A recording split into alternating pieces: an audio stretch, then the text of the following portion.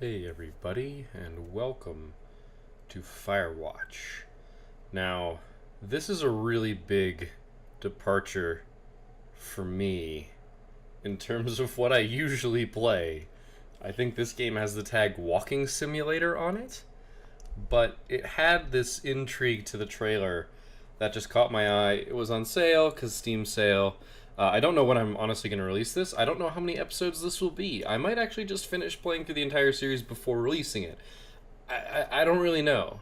So we're going to see. And I just beg you guys to bear with me, and we'll see how it is. I really have no idea, but as I said, it sounded pretty neat. So, start a new game. I'll probably let the stories, the music, the audio, whatever, just play all by itself. You know, don't go too crazy or anything, talk over it.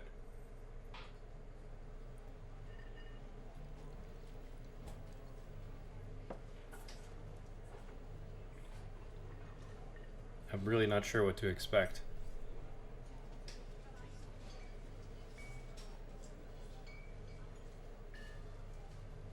Okay, we're in Boulder, Colorado. I thought they said this took place in Wyoming.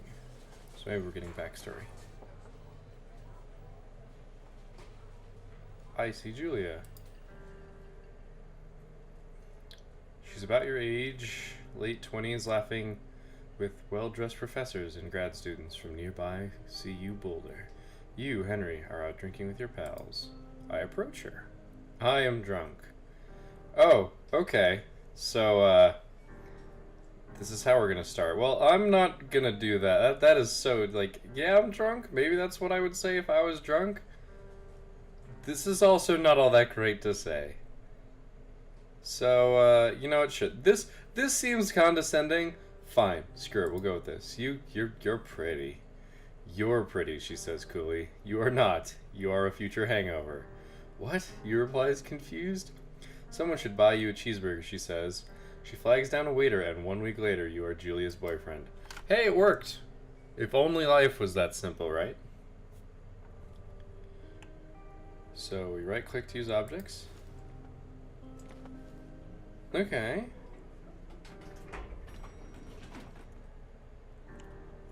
Interesting. Put on my backpack. Presume that's my truck. But I'm gonna try exploring everything. Because why not, right? I presume that Henry, the character, would know everything about this parking garage. And therefore I should know it as well. Because I would, presumably be driving through this every day or so. I suppose this could be Julia's apartment parking lot. Okay, this is a very empty parking lot. It's like a little worrisome, honestly. Okay, no jumping. Okay, right-clicking zooms in. Oh. I am permanently walking forward. Wonder if that's a bug. I hope not. You date for over a year. She drives you absolutely nuts. It's great. My cursor got lost somehow. You move in. You share an apartment near the school with a view of the mountains. You two drink beers out on the deck. You drink beer just about anywhere. Life is good. This sounds like the opening to Up. Just saying. Like it's gonna come crashing down. Julia wants to get a dog. There's a scruffy, undersized beagle. Julia is in love. She wants to bring it with her to class. But there's also an intimidating but gentle-eyed German shepherd. Nothing bad could happen to Julia while walking this dog. It's badass. You pick up the beagle and she names him Bucket. You drop the shepherd and name him Mayhem. We'll go with the beagle. German shepherds are awesome. But she wants the beagle. Bucket's a good dog, and a week later, you've totally forgotten about the other one. Julia loves him. You love him too. I wonder if that's going to have an effect later on. 1979. You talk out on the deck. It's summer, 9:30 p.m., and the heat still radiates off the high desert. What do you think about kids, she asks. Kids, they're not very smart or good at much. I'm saying if you and I have a couple little idiots. That would be pretty good. One day, why rush? Okay, see, this, I feel like this is just a setup for the future of this game. I have no idea what I'm playing right now. I don't hate it or anything, I just don't know what I'm doing. One day, why rush? She looks away out towards the mountain. We have plenty of time, right? Speak for yourself, mister. Don't worry, you assure her. You tell her she has the body of an undergrad. My ovaries didn't get the memo, she says, laughing it off. One day, okay? Okay, one day, she says. 6 months later, you get engaged lying in bed on a Sunday morning.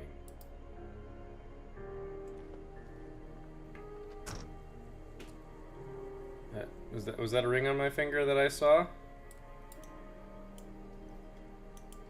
Up. Okay, see, now I'm permanently walking forward again. I zoomed in, and now I'm permanently walking forward. Yep, permanently walking forward.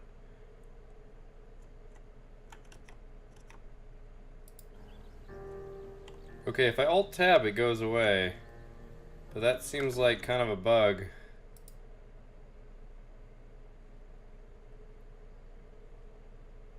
Interesting. Alright. Alright. Do not forget to check in. No fireworks. You're in their country. Learn to live with bears. It is not recommended for inexperienced hikers. Okay. So we're talking thoroughfare. Let's look at our map. I don't see a "you are here" anywhere, which is unfortunate. This is the trailhead. So I don't know. That's the thoroughfare lookout right there. So we have to be somewhere in here. We've got some caches. Alright. Looks like that's the path. That's where we drove in. Fire danger is high today. Well, let's not pretend like Firewatch was a surprising name then. Let's hope I don't actually have to zoom in on anything. I'm gonna be looking in the discussion very quickly between episodes to see if there's a bug fix for this. 1980. It's a Thursday night and Julia is 4 hours late. She doesn't call. You're worried and getting angry by the minute. She walks in after you've gone to bed. She's not quite drunk, but she's clearly been having a fun time. You fight when she gets between the sheets. None of those are good options. Getting mad at somebody and ignore, like, these, like, this is a bad option. At least if you get mad, it starts a conversation. Ignoring somebody, though, just tends to make angers and whatnot just sort of curdle, I guess. Curdle's not really the right word. Simmer? Boil? Something. You call her an inconsiderate asshole. She tells you to fuck yourself and not be such a baby. You call her selfish. She knows you mean it and it hurts her feelings. Julia still likes to draw. She draws plants from her research. She draws all the places you go. She draws you. Pose and flex like He-Man, you frolic like a Victoria's Secret model. You know, continue gender stereotypes or purposely and obviously go against them. You know, I seemed like I was kind of a bigger guy, a little bit more of a muscly guy. I think, you know, I'd be confident and flex like He-Man. You look awesome. And I'm pretty sure it would have said that for both of them. When I say bigger guy, I mean like, look at how thick my wrists are. My forearms are pretty muscly. I feel like I have like broad shoulders. And by me, I mean Henry. So we're kind of going through like this hiking montage that I presume is in the future.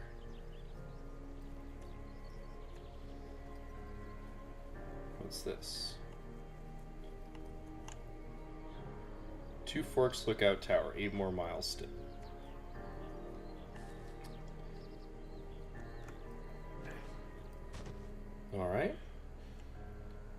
Ooh. 1982. During the summers, you and Julia enjoy walking Bucket at night. There's a festival in town, and it brings in folks from faraway places. One of them tries to mug you with a knife. Bucket gets kicked. Fuck the dog, Julia yells. She gets flustered and has trouble speaking when she is stressed. You confront the attacker. I'll just scare him away. Beating somebody in the goddamn... Like, if you can scare somebody away, it's... Like if you want to look at it from a legal standpoint, scaring somebody away, if you have the capability of doing that, and you instead beat them in the goddamn face, it's excessive force, and you shouldn't do that. But also, if you start attacking somebody, they're gonna defend themselves. He's got a knife. I don't want to do that. Poor Bucket, though. You reach into your pocket, you've got a gun, and threaten to kill him. Okay, I wouldn't personally have a gun, but I guess Henry does. You manage to scare all three of you. He runs away. Julia asks to take a different path from that day forward. You say okay, you don't want to go that way either. From then on, we walk by the river. Plans to have kids get waylaid by work. Julia gets offered a job at Yale. Yale's in Connecticut, 2,000 miles away. It's a great job, associate department chair. She wants to move. You absolutely do not. Oh. So this is rough. I'm trying to imagine where I currently work, and I would not want to leave. But neither of these are good options either. Asking somebody to commute back and forth from Connecticut, we're in Colorado. That's not a commute. Like, that's not. But I also don't want to convince somebody. I mean, it doesn't say that she really wants it, but I can presume that she does. Associate department chair seems pretty nice. It does say that she wants to move. These are both terrible options. I don't want either of these. Can we have, like, an informed conversation instead? Oh man. This is rough. I was not expecting, like, I was expecting to be emotionally drawn in. This is basically the same as this. If you commute, yeah, sure. This is selfish. This is also selfish. I don't like either of these options. I don't want to click. So much that my mouse disappeared. Okay, convince her not to take the job. Agree if she commutes back and forth. Trying to imagine a real world conversation.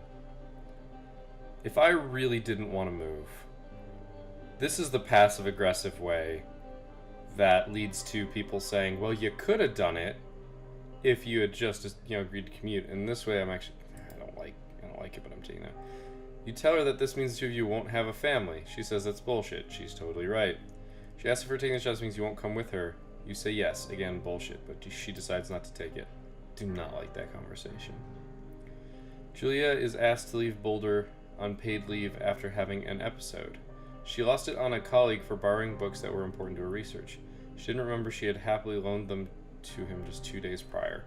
Sounds like Julia has a couple of... I don't want to say Alzheimer's, but I don't want to say mental disorder either, because she seems to be functional.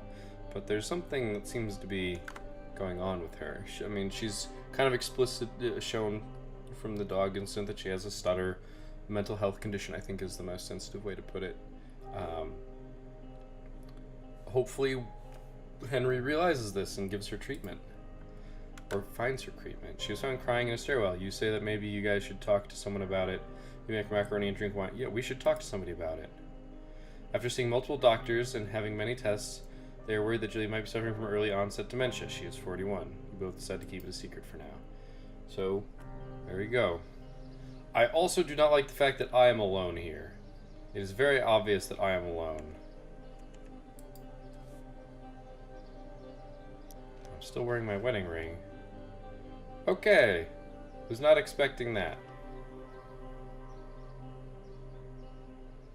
Bucket is getting older. Julia comments that it's kind of nice because he gets in less trouble around the house. A week later, she goes back to university. Julia's affliction gets worse. We're going straight into up territory. Straight there. She can't remember things in class. Her research is in shambles. She drives her car to the next town over for no particular reason and has to be brought home by the police. She is devastated. Permanent medical leave. Some days you get the Julia who calls you a dope and your unborn children little idiots. Other days you get a stranger. She pulls you into bed to make love. After 5 minutes she goes into a panic believing her dad is at the door. You tell her family. They are crushed and begin to make trips to and from their home in Australia to visit her. That is one hell of a commute. Props to them. For a while your friends come by with little things to brighten the day. She gets worse. You spend your days following Julia around the house. You count the seconds between the 2 weekly visits from Daniel the nurse. He suggests that Julia could live somewhere else, somewhere with 24-hour care, a home. It sits with you for a couple months. Oh, this is not a good decision either. On one side, this is familiarity, and I don't know all that much about early onset dementia personally, but it is a mental disorder, basically, and if you move somebody around and put them somewhere they're not familiar with, on the days that they're not doing so well, they're probably going to do worse because they have to adapt to a situation that they're not necessarily convinced is normal. I mean, imagine waking up and being somewhere that you did not expect to be and just having to rationalize that away. Once again, I don't really know how dementia would really affect somebody in this situation. I imagine that Henry would be very well informed. Deciding to move her into a full-time care facility, however, does give her the opportunity to be monitored constantly and just taken care of. I don't like either of these options, but this is the exact option. This is the exact choice that you'd have to make. And honestly, I'd wait until she had one of her clear days to do that. But if I'm really counting the seconds between the weekly visits from Daniel, then moving her into a full-time care facility is probably better for her.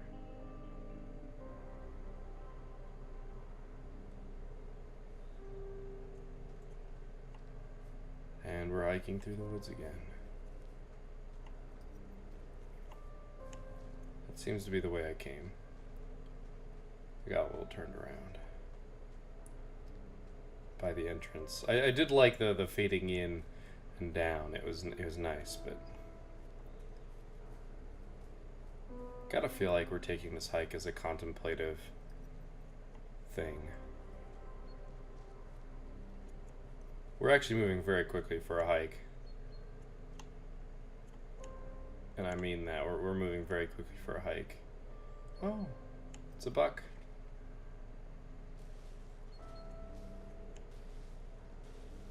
And away he goes. Her family agrees with your decision. You find a fantastic place in Boulder and move her there. You see her every day. Good. But then that's not good. You go out to the bar with your old friends. It's not the same. You get the feeling that every wife tells her husband, if you ever put me in a home like Henry did, I will cut your balls off. You slowly decide not to see your friends that much. See, but that's also tough. Julia's sister Susan moves to Boulder to be close to her. She visits her every day. You go with her some of the time. Susan buys you an old typewriter and urges you to use it if you won't see a therapist. You won't. You've always really liked Susan. Don't do this, Henry. Months go by. Bucket dies. 2 words, not to do enough justice to a dog. Julia does not remember him when you tell her. That is depressing. Sometimes it takes her a minute to lock in on you. In the back of your mind, you believe it's because you see her less and less. And seeing her less and less makes her forget you more, you think. Summer is coming, and you see an ad in the paper for a job. You take it.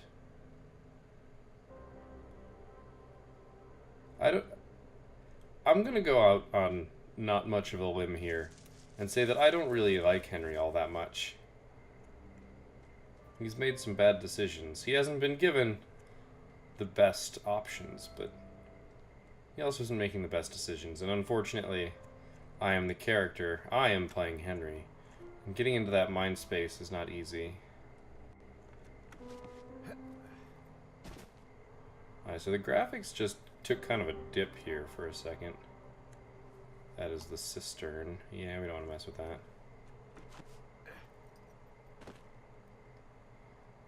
Alright. Nothing is eating up our... Sorry, I'm just closing all the extra stuff that I don't need right now. Mostly just because the game... There we go. The game is slowing down. I didn't think I had that much out here. Or that much open. I want to get to know my surroundings. Outhouse, generator.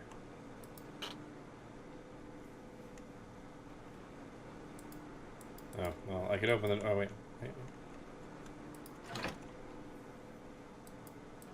Ta-da, using the outhouse. Alright. We've kind of got an idea. I said, I'm really out on a limb with this game. I'm not really all that sure what I'm doing. I mean, we're talking real life simulator here. And this is just really odd. I'm still enjoying it. It's just... We're starting an emotional roller coaster here. And, that's pretty... I was gonna say pretty beautiful, but it's pretty. I do like the way that they laid this all out. It looks a little cartoony, but everything looks a little cartoony, so it works. We're not working against draw distance and stuff. There's another... It's the thoroughfare lookout.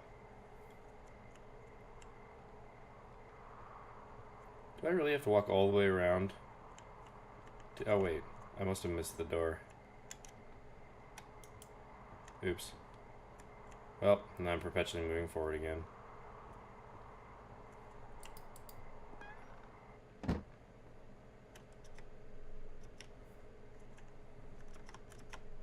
Alright. I can't actually interact with these things. Oh wait. Singular mind. Oh great, now I'm moving again. Oh wow, I really do have to legitimately alt-tab. I thought that just pausing it would be okay. Okay, I can restart the current day. Alright, let's turn on the power. Oh, the power is just legitimately...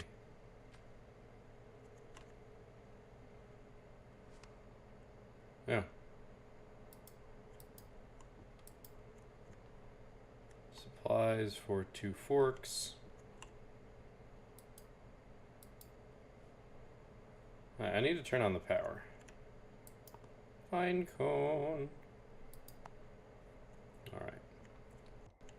How does one turn on the power? Right there. Hello, 2 Forks Tower. Hold left shift to activate the radio. Okay. Oh no. Hello? Whoever this is? It's Henry, right? Yeah. I'm Delilah. Yeah, that's what the guy said on the phone.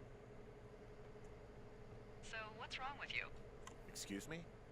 People take this job to get away from something. So, what's wrong? What's wrong with you? That's a great idea. Go ahead. Look, I just hiked for 2 days, so I don't really follow whatever it is you're doing right now. You take a stab at what's wrong with me. Fine, then can I... sleep? Forever? Sure, buddy. Okay, now go ahead. Oh, there's a time. Okay, you're probably just rebelling against a mom who wishes you had given her grandkids, by the sound of your voice, at least 15 years ago. You come out here and it really grinds her gears and you love it. Can I sleep now? Well, she also says I fuck immature men, but in my defense, who wouldn't want a 28-year-old with ambition and energy and some fire in his belly in bed? Me. I'm going now. Just a second. Now it's my turn. Okay, good night. Bye. Let's see. I don't know anything about you. I say got fired from your job and have finally decided to write your novel. That's the sort of bullshit reason you'll find a man out in the woods. Good night. Welcome to the job. Well, that's a pretty good intro. And this is day 1. I'm not sure how long I want these episodes to be. Good morning, Henry. Well, I guess good afternoon. You probably slept like a rock. Anyway, there's still a few hours of daylight to get some work in. I can see you at your desk, so call me when you're ready. Alright, so I think since I've been given this option and all I can do here is look at things, I'm going to call the episode here. Unfortunately, I'm too far away to pick that up. Unfortunately, also selecting options on the radio is also making me constantly move forward, which is why I was pacing around the cabin. I also pace whenever I'm on the phone personally. I know there's a lot of people who do that. But I want to figure out why that's happening. And I think half hour is probably decent for one of these episodes, or maybe a day. But since that's the intro, we'll go ahead and throw that out there. I'll see what your guys' reaction to this video is, whether or not you like it. I did get to do a little bit of thought process rambling, so it's still kind of got my style and flair to the video, I guess. It's not entirely hand-holding me the entire way, but it's definitely an interesting experience. I'm still enjoying it, but I'm very curious. So I will see you guys next time, and until then, keep your forest watch tower not on fire and your